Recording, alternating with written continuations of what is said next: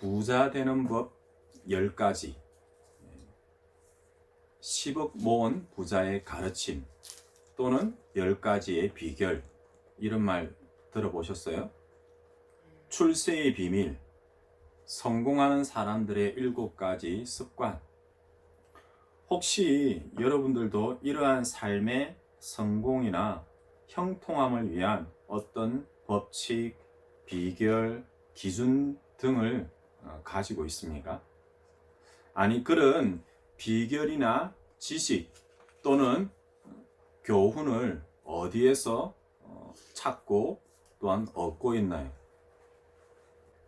제가 이전에 읽었던 책 중에 세상의 성공을 꿈꾸는 이들에게라는 부제목을 가지고 영어로는 시크릿, 한글로는 비밀이라는 제목의 책이 있습니다. 그 책에는 이런 내용이 기록되어져 있어요. 물론 광고 문구죠. 수세기 동안 플라톤, 다빈치, 아인슈타인 등 전 세계적으로 또한 역사적으로도 유명한 단 1%만의 소수의 사람들만이 알았던 부와 성공의 비밀을 가르쳐 준다고 적혀 있었습니다. 그 내용대로라면 정말 그럴싸한, 호기심이 생기고 한 번쯤 읽어보고 싶게 만드는 그런 책이죠. 요즘 말로 하면 어그로를 끌만한 그런 책의 제목이고 광고의 문구가 됩니다. 성공의 법칙, 승리의 비결, 축복의 원칙 등 이런 말들을 과연 누가 싫어할까요? 저도 조금은 이와 비슷하게 비밀, 법칙, 비결과 같은 현대인들이 좋아할 만한 그런 단어로 얼마든지 바꿀 수 있는 그런 한 가지 진리, 다르게 말할까요? 지혜에 대하여서 오늘 말씀을 전하려 합니다. 그런 진리와 그리고 지혜가 기록된 책 한 권이 있는데요. 그 책을 읽으면은 우리의 삶에서의 성공 정도가 아니라 사람이 달라집니다. 그 인생 자체가 변하게 되는 그런 책이 있습니다. 예를 들면요, 우리 아이가 달라졌어요. 책을 읽고 인생이 달라졌어요. 이 책을 읽고 인생이 뒤바뀐 1등부터 100위까지의 사람들, 이런 부제목을 달면 어떨까요? 멀리서 찾을 필요도 없는 것 같아요. 이 말씀을 전하고 있는 제가 바로 그 책을 읽고 변하고 달라졌기 때문이죠. 물론 여기서 끝나지 않습니다. 이 책에 기록된 그 내용을 잘 듣고 잘 읽고 그대로 따르면 세상 모든 나라와 민족과 사람들 위에서 한마디로 최고가 될 수 있습니다. 이 책의 내용들을 그대로 읽고 따르면 집에서도 복을 받고 직장에서도 복을 받을 수 있습니다. 나만이 아니라 나의 후손들, 우리의 자녀와 그 삶에 관련된 모든 현장과 또한 일들 가운데서 복을 받는다고 합니다. 한마디로 들어와도 복을 받고 나가도 복을 받습니다. 요즘 표현대로 하면요, 그의 축복을 줍줍 할 수 있는 그런 인생이 될 수 있습니다. 어떤가요? 이런 책 들어본 적 있습니까? 읽어본 적 있어요? 지금까지는 몰랐어도 혹시 관심이 조금이라도 생기나요? 혹시 이 책이 어떤 것인지 짐작이 되십니까? 네, 맞습니다. 오늘 우리가 읽었던 바로 성경 하나님의 말씀이에요. 방금 앞에서 제가 이야기했던 복복 최고의 그 축복의 말씀들은 신명기 28장에 나오는 말씀들입니다. 사실 세상에서 말하는 그런 법칙, 비결, 비밀이라는 말들로 표현되어지는 방법들이 정말 많이 있어요. 또한 이를 통하여서도 사람이 바뀌고 또한 삶의 모습도 달라지는 것처럼 보이기도 합니다. 하지만 진짜 말 그대로 달라지는 것처럼 보일 뿐이에요. 시간이 지나고 조건이 변하면 달라지는 거예요. 무엇보다 앞서 말한 그런 어떤 법칙도 그 인생의 시작과 그리고 마지막 그 이후가 있는 영원의 삶에 대해서는 세상의 그 법칙들은 그 무엇도 말하거나 책임져 주지 않습니다. 그래서 겨우 말할 수 있는 것은 오늘 우리가 살아가고 있는 이 한 세상 조금 더 재미있게, 조금 더 즐겁게, 조금 더 편안하게, 조금 더 풍요롭게 살다 가면 된다라는 것이 그 세상의 법칙들의 결론이에요. 하지만 성경은 다릅니다. 인생이 어디에서 왔고 어디로 가며 이 땅에서의 한평생의 삶만이 아니라 영원의 삶에 대해서도 말해줍니다. 그래서 성경은 세상에서 우리가 돈을 많이 모으고 출세하고 성공하는 것만이 이 짧은 인생의 참된 목표가 될 수 없다고 말합니다. 아니, 그 짧은 인생을 살아간다 할지라도 그 인생을 바로 살고 가치 있게 살고 더욱더 참된 인생으로 만들어주는 그런 법칙에 대하여서 다시 말씀하고 있어요. 오늘 우리가 읽은 성경에서는요, 이를 잠언 또는 지혜의 말씀으로 표현합니다. 그래서 여러분들에게 먼저 한번 물어볼까요? 지금까지 여러분들의 인생을 돌아보며 나는 하늘을 우러러 한 점 부끄러움 없이 그렇게 살았다 말할 수 있는 사람이 있나요? 나는 지금까지 결코 후회하지 않을 정도로 만족한 삶을 살았다 말할 수 있는 사람이 있을까요?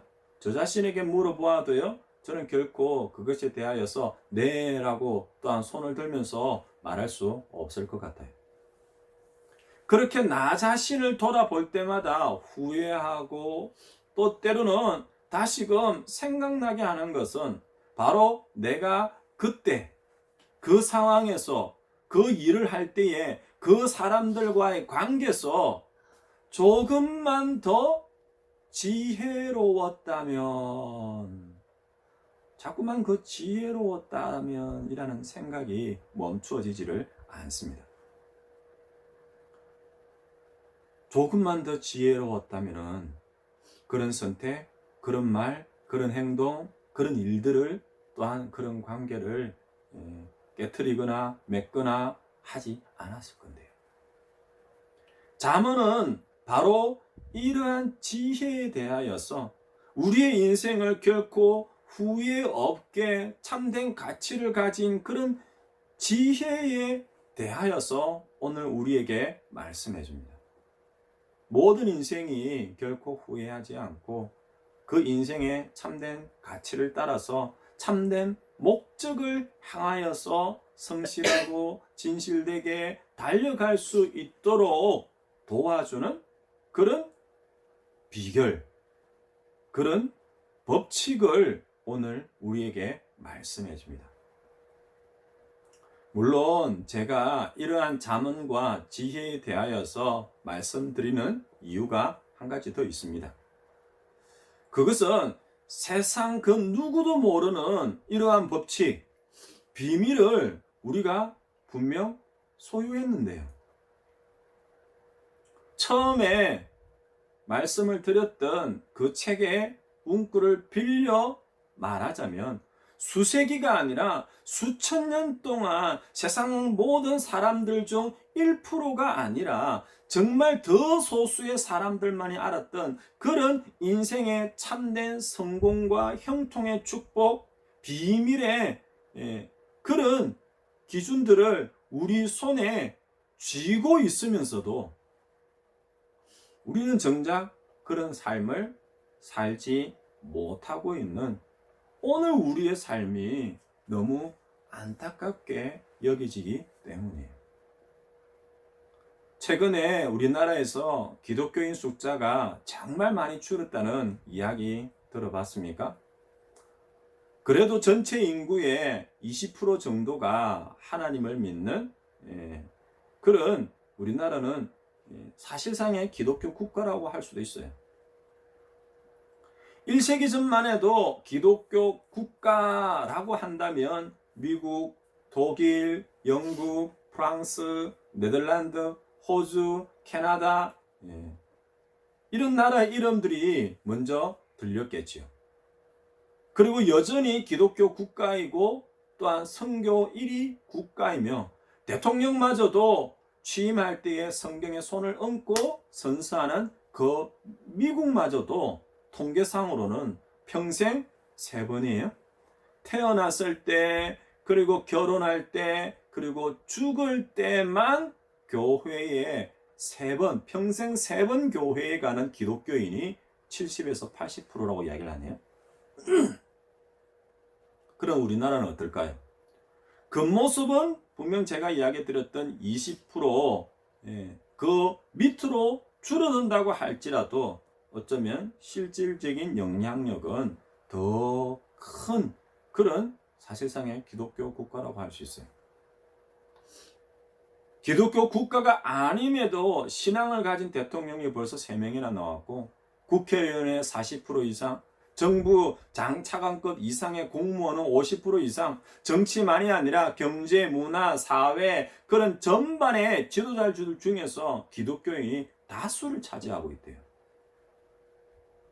그런데요, 안타까운 것은 우리나라 사회 전반의 곳곳을 조금만 더 깊이 유심히 살펴보면은 내용이 달라진다는 거예요. 결혼, 자녀 출산, 직장, 가정, 이사, 장례, 명절. 정말 오늘 우리가 살아가는 그 삶의 현실과 상황이라는 그 이름 아래로 자연스럽게 종교나 신앙의 문제들이 언급될 때에는요, 그 모든 관계와 교제들 가운데에서 일들이, 상황이 점점 힘겹게 변하는 것을 보게 됩니다. 특히 요즘처럼 기독교에 대한 비난의 화살이 거세지는 그런 시점이라면요, 이제 나머지 60% 아니 80%에 이르는 그런 불교, 천주교, 무신론자들로 모두로부터 어이없게도 역으로 종교 차별이라는 말을 사용할 수 있을 정도로 비난을 받기에 더욱 그러합니다. 그들은 특정한 가치관이나 상황과 현실의 문제가 개입되면 모두가 하나가 되어버려요. 그리고 기독교와 그리고 우리 그리스도인들을 공격합니다. 그저 교회라는 이름만으로도, 이 말씀을 전하고 있는 저는요, 그저 목회자라는 것만으로도 사람들이 이상한 눈으로 쳐다보는 거예요. 이제는요, 개척교회를 준비합니다. 주일마다 예배를 드리는 예수를 믿는 사람입니다. 그 말만 내비치어도 이상한 눈으로 쳐다보는 그런 세상을 지금 우리가 살고 있어요. 그렇다고 우리가 이러한 비난이나 공격을 그냥 아무런 일도 없는 것처럼 그렇게 무시할 수 없는 그런 이유도 있습니다.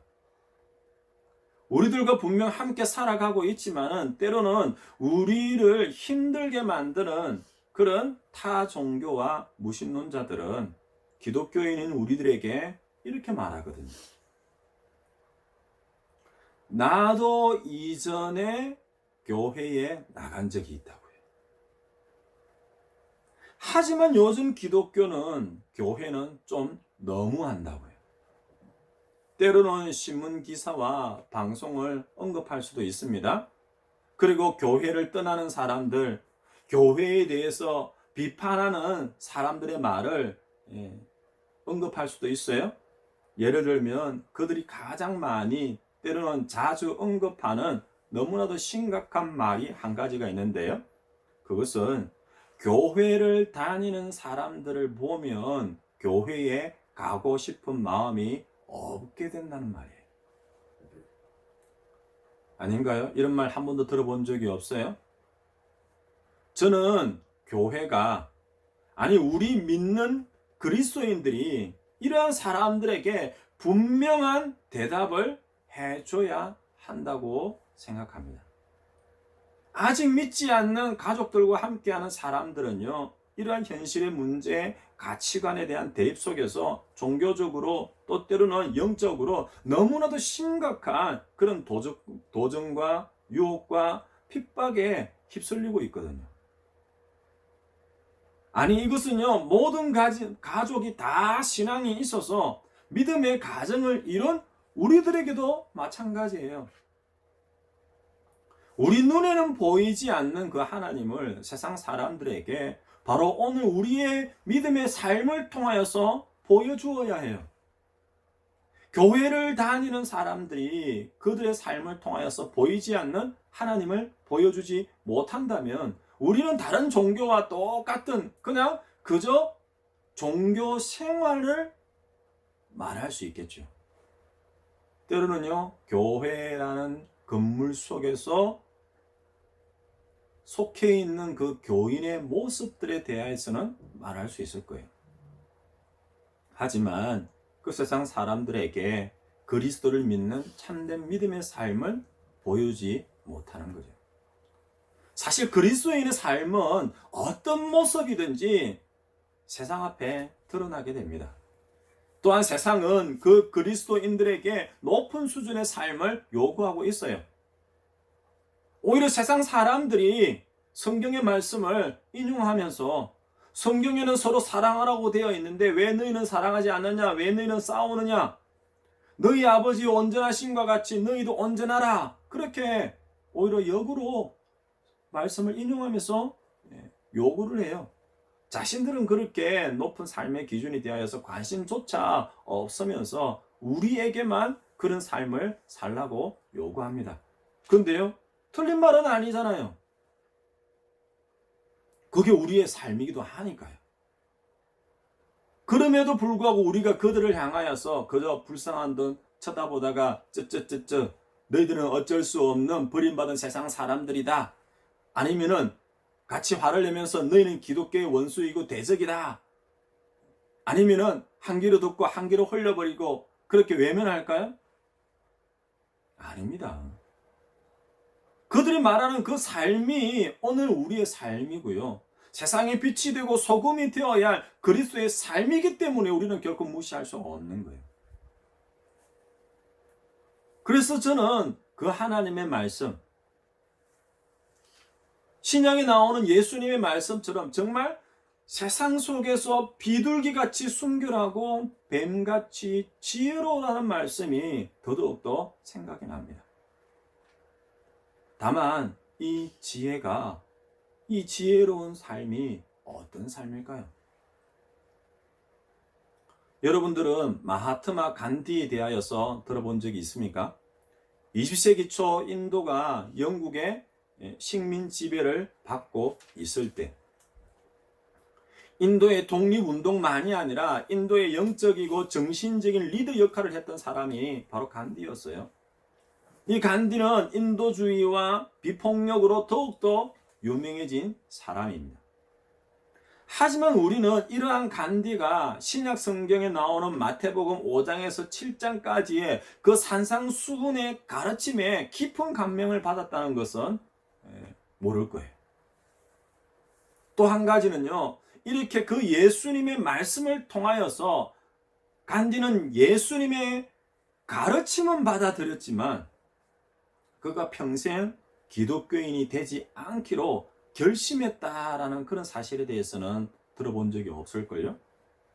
그리고 간디는요, 예수만 남고 기독교는 인도에서 다 떠나가라 라는 그런 말도 남겼습니다. 간디는 그 당시 인도 선교사였던 스탠리 존슨에게 그 이유에 대해서 첫째, 둘째, 셋째, 넷째, 무려 10가지의 이유를 들어서 설명을 합니다. 그런데요, 10가지 내용이 다 똑같아요. 이렇게 이야기를 하는 거예요. 너희 기독교인들, 선교사들을 포함한 모든 서양인들이 오늘부터 예수 그리스도처럼 살아가라. 너희가 믿는 그 종교의 가르침대로 살아가라. 어디서 많이 들어본 이야기 같지 않나요? 오늘 요즘 기독교를 향한 비난의 소리가 이와 같은 거예요. 너희가 믿는 예수님, 너희가 읽는 성경, 너희가 진리라고 말하는 그 하나님의 말씀대로, 그 가르침대로 살아가라. 그러지 않으면서 우리가, 우리 민족이, 우리 나라가, 마하트마 간디는 그렇게 말하는 거예요. 오늘날 많은 그리스도인들이 하나님에 대해서 알지만은 하나님이 어떠한 분인지를 모르고, 예수님과 그 말씀에 대하여서는 많이 들었지만은 그 예수님과 그 말씀으로 인한 변화됨은 적다는 거죠. 물론 여기서 안다라는 것은요, 어떤 교훈이나 또한 대상에 대하여서 그저 지식적으로 아는 것을 말해요. 하지만 이런 지식으로는요, 결코 그 내적인 변화, 삶의 변화를 가져올 수는 없습니다. 오늘날 많은 그리스도인이 그 삶에서 여러 문제들을 나타내고 또한 실질적으로 변화되진 못한 그런 상태에서 머물고 있는, 그래서 더더욱더 세상으로부터 비난받고 있는 이유가 여기에 있어요. 그저 신앙이 기독교와 하나님에 대한 지식의 수준에서 머물고 있기 때문이에요. 자신의 삶으로 표현되어지고 나타나야만 하는 그런 삶의 변화가 아니라, 인생이 달라지는 그런 모습이 아니라 그저 입술의 고백과 주장으로만 나타나고 있기 때문이에요. 그러니 지혜는 다른 것이 아니에요. 지식의 수준을 넘어서 변화되는 삶의 수준으로 이어지는, 마하트마 간디가 말했던 것처럼요, 성경대로 말씀대로예요. 그 성경대로 하나님의 말씀대로 행해지는 그 믿음의 삶을 회복하는 것이 바로 지혜예요. 하나님의 말씀을 우리의 신앙의 기준으로 삼고 그 말씀을 우리의 삶에 구석구석 적용하면서 그 삶이 점점 변화되어지는 것이 진짜 지혜예요. 저는 오늘을 살아가고 있는 이 시대의 그리스도인들에게 필요한 것이 바로 이 지혜라고 생각합니다. 이 지혜는 결코 세상에서의 성공, 축복, 풍요로운 삶의 비결이나 그 삶을 평안을 이끄는 그런 처세술과 같은 그런 방법들을 말하진 않습니다. 아니, 그것을 포함할 수는 있어요. 하지만 거기에다가 분명한 것을 더해야죠. 우리 인생의 참된 목적, 그 무엇과도 비교할 수 없고 포기할 수 없는 그런 인생만이 가지고 있는 그 가치, 무엇보다 참된 신앙인의 모습을 회복할 수 있는 그런 지혜에 대하여서 오늘 잠언의 말씀은 여러분들에게 권면하고 있고, 또한 저도 그 말씀 지혜를 여러분들에게 전하고 있습니다. 솔로몬의 잠언은 바로 이러한 인생과 참된 신앙의 삶에 대한 지혜를 말씀합니다. 아니, 잠언 자체가 기록된 목적 중 한 가지가 바로 이 지혜에 있습니다. 잠언 제일 앞에 시작점이에요. 잠언 1장 2절을 읽어보면요, 우리에게 지혜와 훈계를 알게 하며 명철의 말씀을 깨닫게 한다고 이렇게 이야기를 해요. 그 잠언이 우리로 하여금 그 성경 말씀이 우리로 하여금 무엇이 옳은지 그른지 바른지를 알게 해준대요. 그리고 잠언 1장 3절에서는요. 우리에게 지혜롭게 행함과 공의와 정의와 정직에 대한 교훈을 전해주는 거예요. 그래서 우리로 하여금 참된 신앙의 길을 바로 걸어갈 수 있도록 도와주는 거예요. 어떻게 해요? 계속 이어지더라고요. 4절 5절에서요. 어리석은 자를 슬기롭게 만들어준대요. 젊은 자에게는요. 지식과 근신함을 준대요. 지혜로운 사람이 듣는다면요. 더 지혜롭게 지식이 더 풍성하게 해준대요. 명철한 사람에게는요. 모략을 얻게 해준대요. 마지막으로요. 그런 잠언과 비유와 지혜 있는 자의 말들을 깨닫게 해준대요. 그러니까 나만이 아니라 다른 사람의 지혜마저도 다른 사람의 삶의 지혜와 그 말씀들마저도 듣게 해주고 깨닫게 해주는 것이 바로 잠언이고 하나님의 말씀이고 지혜라는 거예요. 그 결과는요. 우리가 그토록 소원하고 또 때로는 이해하고 설명할 수 없는 길과 진리와 그 생명의 길로 우리를 인도해 주는 거예요. 우리가 세상 속에서 그 세상 사람들과 함께 살아가고 있는데요. 특히 그 세상 사람들에게서 비난의 소리를 듣고 있는 그런 기독교의 현실을 생각한다면 우리는 더더욱더 이 참신앙의 가치와 기준이 되는 잠언, 지혜, 하나님의 말씀으로 돌아가야 합니다. 마하트마 간디가 말했던 것처럼 우리가 정말 믿고 따르는 그 말씀대로 사는 삶이 필요한 거예요. 그때 우리는 세상 사람들로부터 비난이 아니라 오 정말이네? 라는 말을 듣게 되겠죠. 진짜 참된 신앙의 삶을 살게 될 뿐만 아니라 인정받게 될 뿐만 아니라 증거할 수 있게 되는 거예요. 하지만 그 반대의 삶은 어떠할지 한번 생각해 보세요. 잠언에서 말하는 이 지혜가 없는 자의 삶 말입니다. 마하트마 간디의 말처럼요. 하나님을 믿는 자들에게는 하나님의 말씀을 따르지 않는 삶을 살고 있다는 거예요. 입술로만 하나님을 믿는다 말할 뿐 그 삶에서는 말씀이 없어요. 지혜가 없어요. 하나님의 말씀대로 살아가는 삶이 없으니 세상 사람들과 다를 것이 뭐가 있어요? 그때 그 그리스도인은요. 똑같은 거예요. 여전히 세상 속에서 성공, 풍요로운 삶을 위한 비결과 원칙, 어떻게 하면은 무사안일하게 아무런 문제 없이 평안한 삶을 살 수 있을까? 문제가 일어나지 않은 그런 처세술과 그런 방법을 찾고 또 찾을 뿐이죠. 어쩌면 명목상 그리스도인인지 세상 사람들보다 더 세상의 가치관에 쫓기고 쫓는 삶을 살아가고 있는 그런 그리스도인의 모습을 여기에서 우리가 찾아볼 수 있는 거예요. 성경은 잠언의 말씀은 우리에게 분명히 말해주고 있어요. 지혜에 대해서 세상에서 참된 그리스도인으로서 하나님의 백성으로서의 삶에 대해서 말씀해 줍니다. 잠언 9장 10절은요.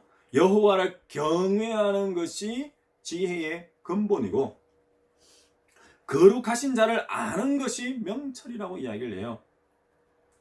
합쳐서 하나로 이야기할까요? 하나님을 아는 것이 지혜라고 이야기를 해요.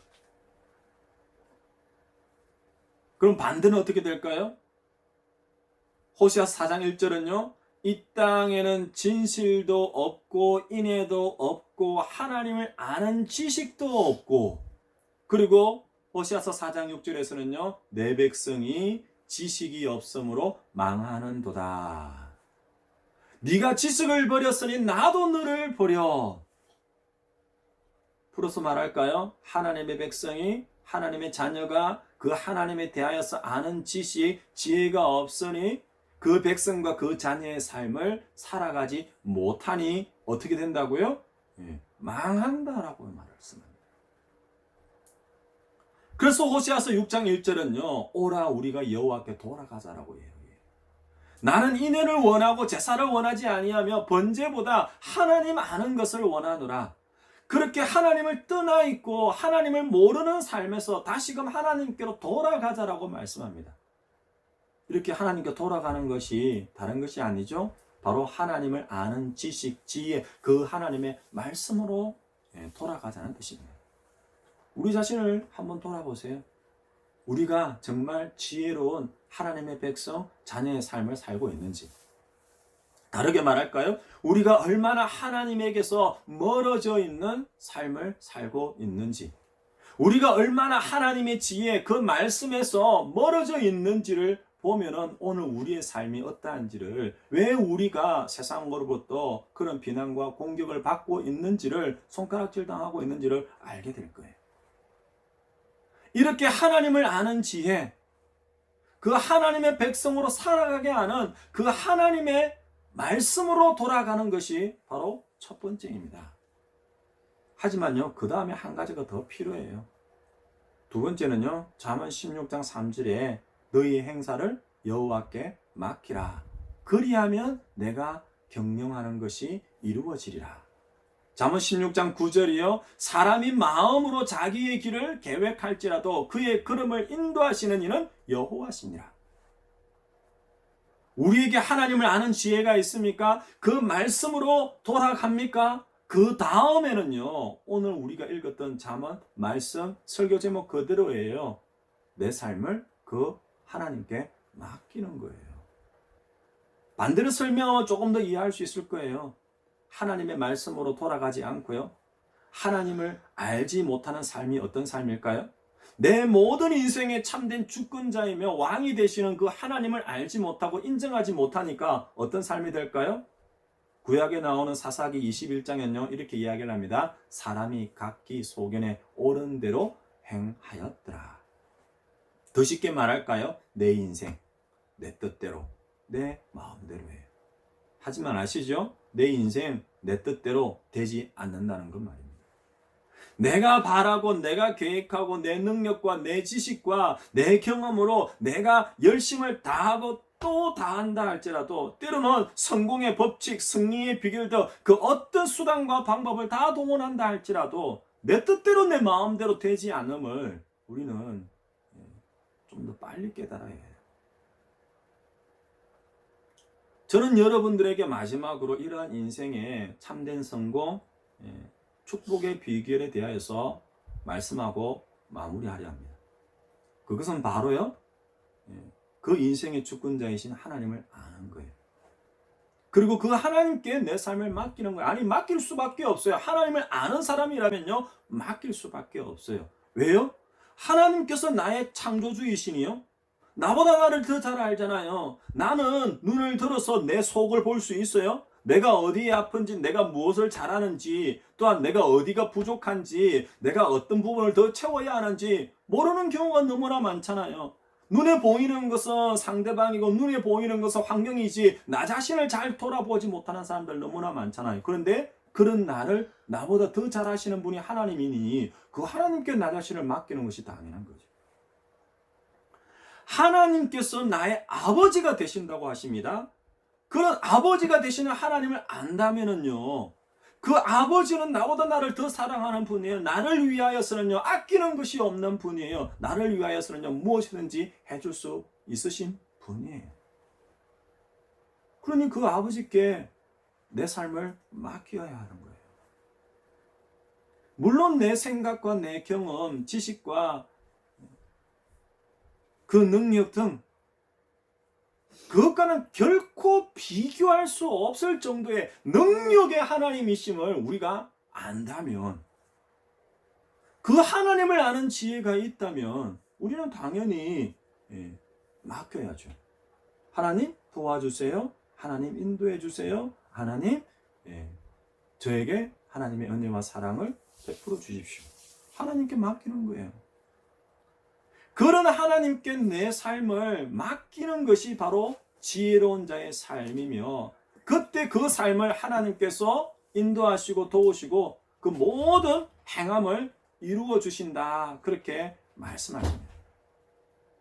지난 한 주, 아니 지난 한 달 저에게는 유난히 바쁘고 또한 쓸데없이 신경이 쓰이고 또한 번잡한 일들이 너무 많은 그런 시간들이었어요.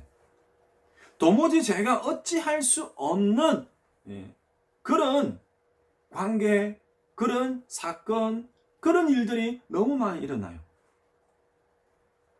붙잡으려 하면 할수록 멀어져가는 그런 관계.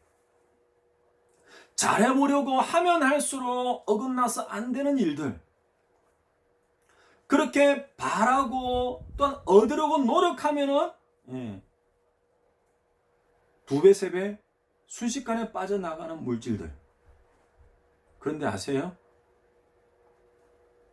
내 삶이니 내 뜻대로가 아니라 내 삶의 주권이 하나님께 있어서 그 하나님께 맡깁니다. 내 뜻대로가 아니라 주님 뜻대로 하십시오라는 주께 제 삶을 맡기는 그 순간부터요, 사람이 찾아와요. 하나가 빠져나가면 둘이 들어와요. 제일 좋은 방법이 뭔지 아세요? 제 입술을 열어서 해결책을 말하고 내 손을 움직여서 사건을 해결하는 것이 아니라 상대방이 그 답을 먼저 이야기를 해요. 상대방이 먼저 길을 제시를 해요. 저는 이것이 바로 우리가 하나님께 제 삶을 맡겼을 때에 이루어주는 평안과 형통의 축복이라고 생각합니다. 하나님을 아는 지혜, 그 하나님의 말씀에 내 삶을 맡기는 그 지혜의 삶이야말로 우리 믿는 그리스도인의 본연의 삶이라고 말씀드리고 싶어요. 내 마음대로 내 능력과 내 지혜로 말미암는 내 뜻, 내 욕심대로의 삶이 아니라 하나님의 뜻 안에서 하나님의 지혜와 능력으로 내 삶이 인도함 받고 그 행사에 때로는 어떤 방해와 어려움이 있다 할지라도 해결함 받는 형통의 삶을 살아가는 저와 믿음의 가정, 예수 우리 교회 주의 성도들의 삶이 되기를 주님으로 축원드립니다. 아멘.